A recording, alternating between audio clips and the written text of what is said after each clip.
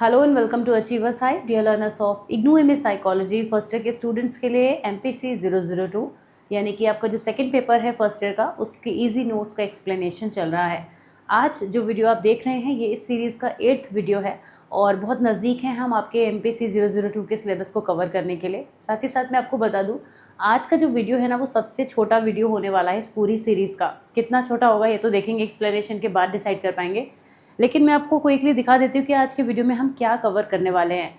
Adolescence वो last topic था जो 7th वीडियो के एंड तक आपने कवर किया था। नेक्स्ट हमारा जो टॉपिक है वो है आइडेंटिटी एंड इट्स डेवलपमेंट।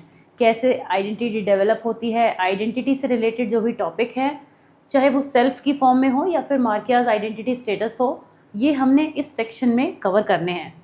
क्योंकि ये रिलेटेड हैं अडोलेसेंस से, इसीलिए ये इसके ठीक बाद आ रहे हैं। ये बात मैंने आपको बताई है कि हमने अरेंजमेंट इस तरीके से किया है कि चीज़ें जो जिसके बाद आनी चाहिए उसके बाद सेट हैं।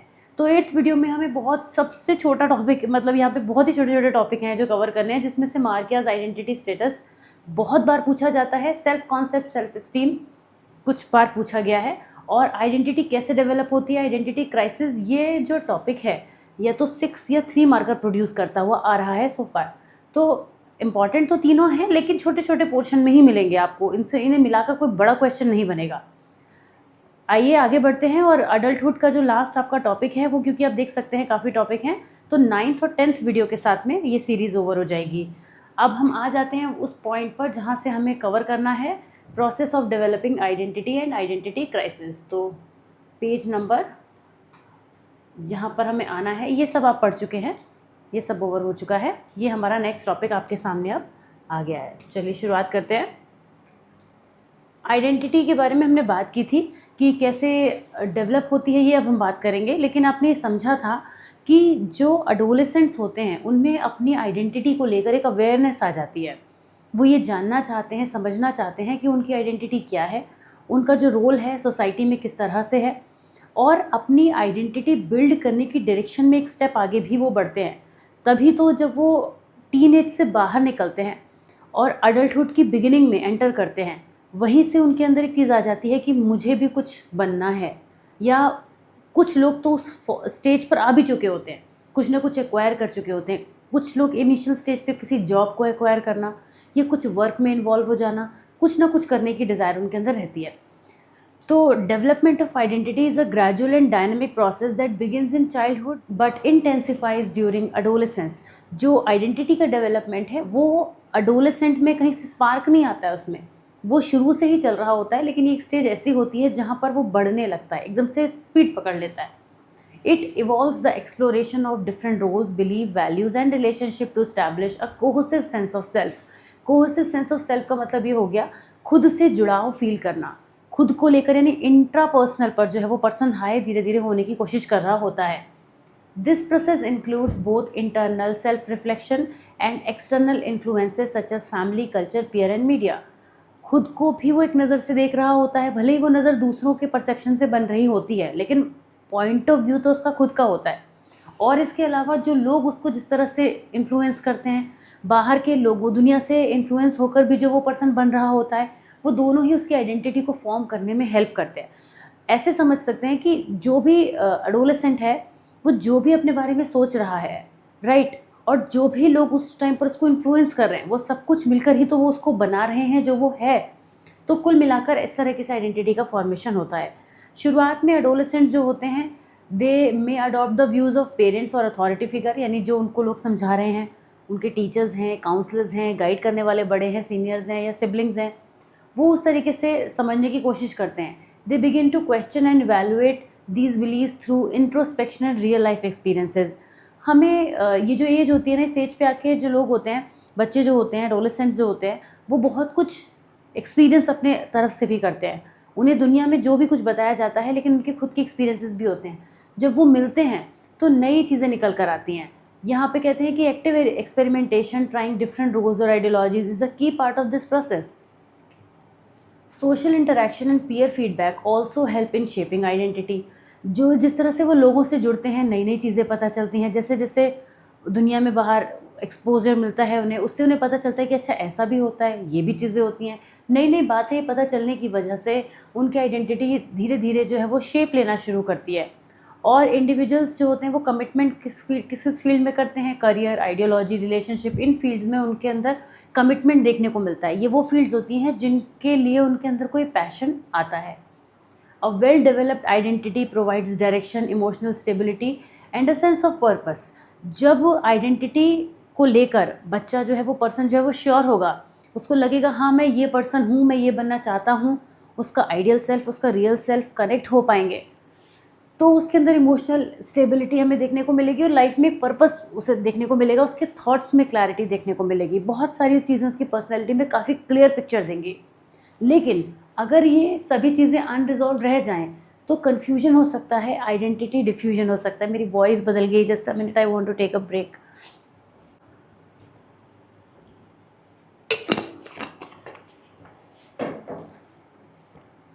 ओके, अब जब आइडेंटिटी डिफ्यूजन होगा तो आइडेंटिटी क्राइसिस की बात आएगी। ये एक ऐसा कॉन्सेप्ट है, अगर 3 मार्कर में आ जाता है तो आपको बिल्कुल भी इसको ड्रॉप नहीं करना है। आइडेंटिटी क्राइसिस का मतलब होता है कि वो जो आइडेंटिटी फॉर्म हो रही है ना, उसका सही तरीके से फॉर्म ना हो पाना, उसी को आइडेंटिटी क्राइसिस कहते हैं। ये होता है एक पीरियड जिसमें पर्सन इनर कॉन्फ्लिक्ट फील करता है, मतलब अंदर से उसे क्लैरिटी ही नहीं है, यानी वो सेल्फ कॉन्सेप्ट पे लो है। अभी सेल्फ कॉन्सेप्ट की बात हम आगे करेंगे, लेकिन जब जो एडोलेसेंट होते हैं वो अपने सेंस ऑफ सेल्फ को लेकर, वैल्यूज़ को लेकर, बिलीव, फ्यूचर रोल्स को लेकर डाउट में रहते हैं, क्वेश्चनिंग करते हैं, तो मतलब somewhere they are in the phase of identity crisis. Erik Erikson ने ये टर्म कॉइन की थी और उनका ये कहना था कि जो साइकोसोशल स्टेज होती है, आइडेंटिटी वर्सेस रोल कन्फ्यूजन, वो, क्योंकि ये पहले भी आपने डिस्कस की थी, हमने बात की थी कि आइडेंटिटी वर्सेस रोल कन्फ्यूजन ये स्टेज होती है जहाँ पे पर्सन अपनी आइडेंटिटी को, अपने रोल को लेकर कन्फ्यूज रहता है। दो में से एक चीज़ें रहती हैं, तो उसकी आइडेंटिटी बिल्ड हो जाएगी बहुत अच्छे से, या फिर वो अपने रोल को लेकर कन्फ्यूज रहेगा। ये दोनों चीज़ें एक साथ नहीं हो सकती हैं, वर्सेस लगा हुआ है बीच में। During this time, adolescents explore various possibilities such as career options, belief system and social roles to form a coherent identity. इन चीज़ों को लेकर adolescents जो होते हैं वो नज़र आते हैं। ये जो क्राइसिस है ना, वो क्या लेकर आएगा आप खुद ही सोचिए। जब आइडेंटिटी क्राइसिस है उसमें बच्चे को कन्फ्यूजन रहेगा, खुद पे डाउट करेगा, एक्सपेरिमेंट करने में डरेगा, रिस्क टेकिंग बिहेवियर पे लो हो जाएगा, particularly when expectations from family, society और culture clash with personal desire. मतलब वो खुद कुछ और करना चाहता है, लेकिन उसकी फैमिली की उससे एक्सपेक्टेशन है, सोसाइटी की एक्सपेक्टेशन है कि वो ऐसा करे। काफ़ी मूवीज़ में आपने ऐसा देखा है, जैसे ऑल इज़ वेल याद आ रही है मुझे, वहाँ पे भी देखा था। मुझे कैरेक्टर्स के नाम अभी अच्छे से तो याद नहीं है, लेकिन आपने देखा था ना कि वहाँ पे ये चीज़ क्लियरली नज़र आ रही थी कि उसके ऊपर प्रेशर था। जैसे वो, मुझे ध्यान है, वो जो फोटोग्राफी की फील्ड में जाना चाहता था, लेकिन कुछ और उसको करने के लिए प्रेशराइज़ किया जा रहा था। तो a successful resolution results in a stable and confident identity, while failure में lead to uncertainty, low self esteem और रोल कन्फ्यूजन। तो ये है आपका टॉपिक, आइडेंटिटी क्राइसिस। ये लाइफ के किसी भी स्टेज पर हो सकता है, ऐसा नहीं है कि एडोलेसेंस में ही होता है आइडेंटिटी क्राइसिस, लेटर स्टेजेस में भी हो सकता है, लेकिन बिगिनिंग इसकी वहाँ से होती है क्योंकि एडोलेसेंस एक स्टेबल कहना चाहिए इमेज को अपनी, या फिर आइडेंटिटी को अच्छे से फॉर्म करने की समझ रख पाते हैं, वहाँ से शुरुआत होती है। तो वहीं से आइडेंटिटी क्राइसिस की शुरुआत भी हो सकती है। नेक्स्ट टॉपिक है हमारा मार्कियाज आइडेंटिटी स्टेटसेस ड्यूरिंग एडोलेसेंस। इसमें हमें समझना है कि क्या क्या बातें कहती हैं। Building on Erikson's theory, psychologist James Marcia proposed a framework to explain the different ways adolescents cope with identity formation. Identity का जब फॉर्मेशन होता है तो जो एडोलेसेंट्स होते हैं वो कौन कौन से तरीक़ों से कोप करते हैं, तो उसके लिए उन्होंने 4 आइडेंटिटी स्टेटसेस दिए हैं, जो कि आपको एग्जैक्टली लिख के आने होंगे, और वो 2 डायमेंशन पर बेस्ड हैं, एक्सप्लोरेशन एंड कमिटमेंट। क्या क्या है उनको एक बार देखेंगे भी, पढ़ेंगे भी। सबसे पहले आता है आइडेंटिटी डिफ्यूजन। आइडेंटिटी डिफ्यूजन का क्या मतलब होता है, इसमें लो एक्सप्लोरेशन, लो कमिटमेंट होता है। इस स्टेटस पे जो एडोलेसेंट्स होते हैं उन्होंने दुनिया को ज़्यादा नहीं देखा होता है, ज़्यादा ऑप्शंस एक्सप्लोर नहीं किए होते हैं, तो वो डायरेक्शनलेस फील कर सकते हैं इस स्टेज में, क्योंकि आइडेंटिटी उनकी डिफ्यूज्ड है, एक जगह पर स्टेबल है ही नहीं, डिफ्यूज्ड है। तो ना तो उनके गोल क्लियर होंगे और ना ही वैल्यूज़ पे वो क्लियर होंगे, मतलब क्लैरिटी किसी भी एस्पेक्ट पे नज़र नहीं आएगी इस स्टेज पे, जो कहलाती है आइडेंटिटी डिफ्यूजन। यहाँ पे लो लेवल पर एक्सप्लोर किया हुआ है और कमिटमेंट भी नहीं है।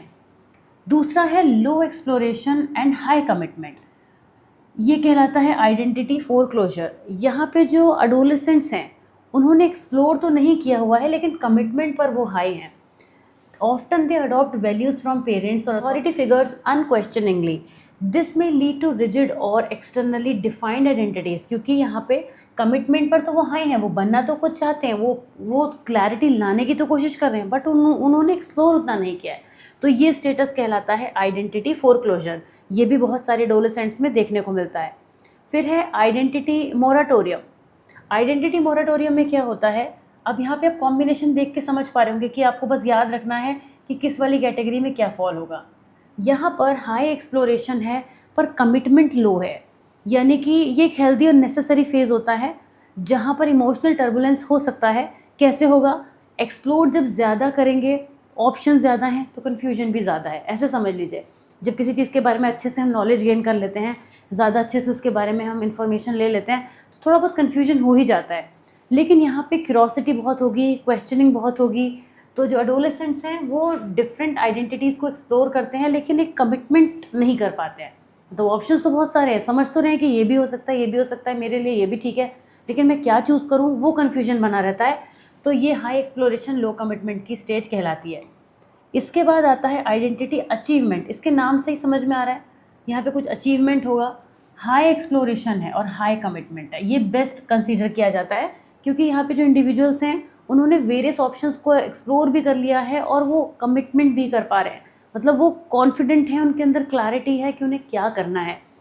तो यहाँ पे स्ट्रॉन्ग सेल्फ चोजन आइडेंटिटी बन पाती है और कॉन्फिडेंस और स्टेबिलिटी को वो दिखाते हैं। तो ये सिंपल है। मार्कियाज ने 4 आइडेंटिटी आपको बताई हैं, उनके स्टेटसेस के आपको नाम याद रखने हैं और कौन सा किस कैटेगरी में फॉल होता है, और फिर ये तो आपको बताना बहुत आसान हो जाएगा किसके अंदर आपको लिखना क्या है। नेक्स्ट टॉपिक हमारा है self concept, self esteem and differences between them. ये क्वेश्चन 2 बार मैंने नोटिस किया है, पिछले 10 सालों के बेस्ड बनाए हैं हमने आपके जी नोट्स, तो लगभग 2-3 बार मुझे ये दिखा था, फिर भी मैंने इसको यहाँ पे रखा है क्योंकि समझने के लिए भी थोड़ा ज़रूरी है। सेल्फ कॉन्सेप्ट की बात करते हैं पहले। सेल्फ कॉन्सेप्ट होता क्या है, फिर सेल्फ एस्टीम को समझेंगे, फिर डिफरेंस पे आएंगे। तो कॉन्सेप्ट का मतलब होता है कोई थॉट, कोई व्यू पॉइंट, उससे हम कहते हैं कॉन्सेप्ट। कहते हैं ना इस पूरे चैप्टर का कॉन्सेप्ट समझ में आ गया मुझे, मतलब उसके बारे में एक व्यू पॉइंट। सेल्फ कॉन्सेप्ट का मतलब है अपने बारे में व्यू पॉइंट। आप अपने बारे में कैसा व्यू पॉइंट रखते हैं, आप खुद को किस तरह से परसीव करते हैं, अच्छा बुरा, कैसा आप महसूस करते हैं अपने बारे में, वो कहलाता है आपका कॉन्सेप्ट। अपने बारे में आप कुछ ना कुछ थॉट प्रोसेस रखते हैं। जैसे जब आप खुद को इवैल्यूएट करते हैं तो आप ये कह सकते हैं कि मैं एकेडमिक में बहुत अच्छा हूँ पर मैं स्पोर्ट्स में थोड़ा वीक हूँ। तो ये आपका जो सेल्फ कॉन्सेप्ट है अपने एकेडमिक वाले पार्ट पर पॉजिटिव है और स्पोर्ट्स वाले पार्ट पर नेगेटिव है। पर ये तो मैंने आपको डायमेंशन में ब्रेक कर दिया। अगर हम इन सबको समराइज़ करें तो हर पर्सन अपने बारे में एक सेल्फ कॉन्सेप्ट फॉर्म करता है। आप अपने बारे में सोचिए, मेरी बात को सुनते सुनते अपने बारे में विजुलाइज़ कीजिए कि आप खुद को कैसा पर्सन मानते हैं। ओवरऑल आपको क्या लगता है कि आप कैसे हैं। हर पर्सन अपने बारे में कोई ना कोई व्यू पॉइंट ज़रूर बनाता है, राइट, और वही उसका सेल्फ कॉन्सेप्ट है। मतलब वो खुद के बारे में जो उसने कॉन्सेप्ट बना लिया है, थॉट बना लिया, व्यू पॉइंट बना लिया है।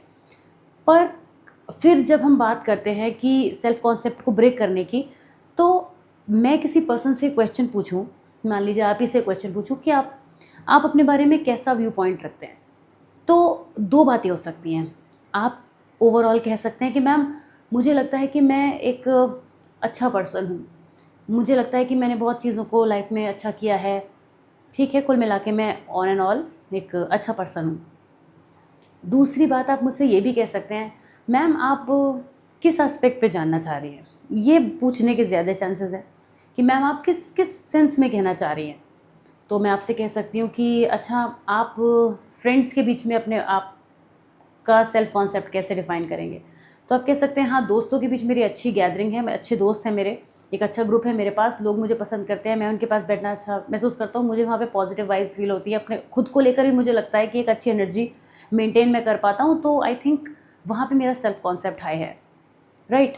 अब ये क्या हुआ, स्पेसिफिक हो गए हम, और होता भी यही है कि हम डिफरेंट फील्ड्स में अलग अलग कैरेक्टर होते हैं, हम एक जैसे होते ही नहीं है सब जगह। लेकिन फिर भी कुल मिलाकर हमारे अपने बारे में एक पॉइंट ऑफ व्यू तो होता ही है, तो वो एक ओवरऑल हो गया। लेकिन जब हम उसे ब्रेक कर देंगे तो वो अलग अलग भी हो सकता है, किसी में पॉजिटिव, किसी में नेगेटिव, किसी में न्यूट्रल हो सकता है। अभी मैं एकेडमिक्स वाला एग्जाम्पल दे रही थी, स्पोर्ट्स वाला। तो एकेडमिक्स में एक बच्चा ये बोलता है कि मैं स्टडीज़ में तो बहुत अच्छा हूँ लेकिन स्पोर्ट्स में मेरा इंटरेस्ट कम है, तो मुझे लगता है कि वहाँ पे मैं ज़्यादा अच्छा नहीं कर पाता हूँ। तो उसने अपना सेल्फ कॉन्सेप्ट स्पोर्ट्स में कैसा बताया, नेगेटिव, एकेडमिक्स में कैसा बताया, पॉजिटिव। तो हमने कहा चलो अच्छा ठीक है, एकेडमिक्स में आप अच्छा करते हो लेकिन किस चीज़ में आप और अच्छा करते हो। अब हम उस ट्री पे और नीचे चले गए, राइट। जैसे आप ऐसे समझिए, छोटी सी पिक्चर के लिए जगह तो कोई दिख नहीं रही है मुझे, कोशिश करती हूँ ऐसे बना देती हूँ, फिर डिलीट कर दूँगी कि ये एक ओवरऑल हो गया पॉइंट ऑफ व्यू। अब जो स्पोर्ट्स और एकेडमिक्स वाला था ना, वो ये रहा, एकेडमिक्स वाला ये रहा, स्पोर्ट्स वाला ये रहा। अब एकेडमिक्स में भी जब हम पार्ट्स में चले गए तो उसने कहा कि मुझे सोशल साइंस के सब्जेक्ट्स अच्छे लगते हैं, मुझे साइंस के सब्जेक्ट्स अच्छे नहीं लगते, मैथ्स एंड साइंस के। तो इसके बारे में उसका नेगेटिव हो जाएगा, नेगेटिव पॉइंट ऑफ व्यू हो जाएगा, इसके बारे में पॉजिटिव हो जाएगा, राइट। फिर इस पॉजिटिव में भी सोशल साइंस में मुझे साइकोलॉजी अच्छी लगती है, वो तो ह्यूमैनिटीज़ में आती है, सोशल साइंस में मुझे पर्टिकुलरली ज्योग्राफी अच्छी लगती है। तो इस तरीके से वो ब्रेक कर सकता है, मैं अपने आप को ऐसे समझता हूँ। तो जो मैं समझाने की कोशिश कर रही हूँ वो ये बताने की कोशिश कर रही हूँ, जस्ट अ मिनट, सब क्या हो गया, मैं ये बताने की कोशिश कर रही हूँ आपको, अरे ये डिलीट क्यों नहीं हो रहा है, गिव मी 1 सेकेंड प्लीज़। हाँ, तो मैं ये बताने की कोशिश कर रही हूँ कि सेल्फ कॉन्सेप्ट ओवरऑल भी होता है और वो पार्ट्स में भी हो सकता है, उसके बहुत सारे टुकड़े भी हो सकते हैं, राइट। ये डिलीट होते होते ये पूरा ही गड़बड़ हो गया है, just give me 1 more second. तो मैं स्क्रीन को इसके लेवल पे ले आती हूँ। पता नहीं आज ये बोर्ड कुछ थोड़ी बहुत प्रॉब्लम कर रहा है, जो इसे करनी तो नहीं चाहिए। सभी क्या लिख दिया मैंने जो ये डिलीट ही करने को तैयार नहीं है। हाँ, ये रहा हमारा, राइट। अब ये जो कहानी इसमें लिखी है ये सब तो आप पढ़ भी लेंगे, मैं समझा भी दूंगी, वैसे वही सब बातें हैं। आते हैं इसकी स्क्रीन की तरफ। Self concept refers to how individual perceive themselves across various aspects of life including personality traits, roles, values, ability and belief. Different dimension पर हम खुद को कैसे मेजर करते हैं, वो हमारा सेल्फ कॉन्सेप्ट है। It is the mental image और आइडिया। ये क्या है, या तो ये कोई मेंटल इमेजिनेशन है खुद के बारे में, या जो आइडिया हम होल्ड करते हैं, जो परसेप्शन हम होल्ड करते हैं अपने बारे में। This perception develops through personal experiences, social interaction and reflection over time. Self concept क्या है, मल्टी डायमेंशनल है। It include social, physical, academic, कोई भी डायमेंशन हो सकती है। जैसे कि एग्जाम्पल के लिए a person might view themself as a caring friend, a good student और अ क्रिएटिव आर्टिस्ट। तो जिस भी पर्सन का क्लियर सेल्फ कॉन्सेप्ट होता है, स्ट्रॉन्ग और क्लियर होता है, वो अपनी इमोशनल स्टेबिलिटी में, कॉन्फिडेंस में कंट्रीब्यूट करता है, बेटर पर्सन बन पाता है।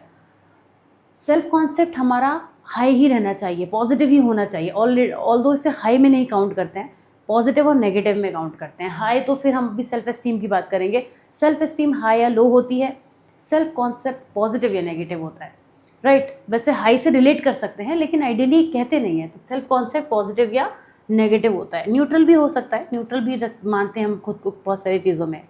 अब जो सेल्फ एस्टीम वर्ड है ना, इसमें जो एस्टीम वर्ड आप देख रहे हैं, एस्टीम का मतलब है एस्टिमेशन करना।